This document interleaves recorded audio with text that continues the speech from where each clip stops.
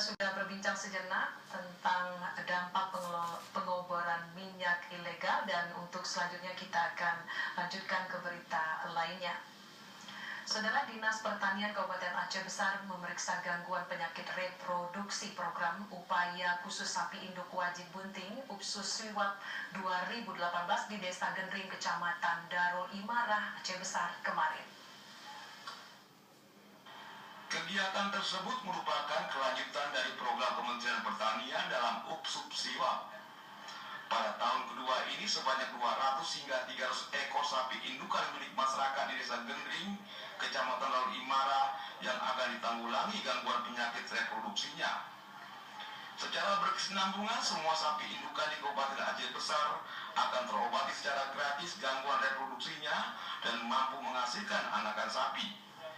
Pemkab berupaya mewujudkan sapi betina di Aceh Besar dapat bunting dan bertambah populasinya setiap tahun, kata Kepala Seksi Produksi Dinas Pertanian Aceh Besar Uzir saat pemeriksaan gangguan reproduksi UPSUS-SIWAP di Desa Gending, Kecamatan Darul Imarah.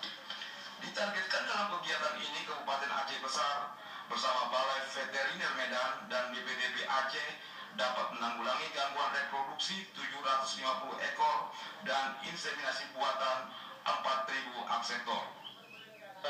Ini adalah program pemerintah pusat dan kita aplikasi di kabupaten kota termasuk Kabupaten Aceh Besar dari didukung oleh provinsi juga, dan juga di program ini juga didampingi oleh BPDB Aceh dan juga dipantau langsung oleh Balai Medan selaku Kasatker daripada gangguan produksi. Kegiatan hari ini kita punya introduksi itu 4.000 ekor. Untuk target nasional sendiri, ini jumlah targetnya adalah 3 juta ekor untuk program dalam 3 tahun dari tahun 2017 sampai dengan 2019. Hari ini adalah tahun kedua, kemudian dengan program yang mendapat kuota kita Aceh Besar sejumlah 4.000 ekor dari BP Medan, kemudian 3.800 di BPA. Totalnya 3.800 itu untuk sebagai aseptor.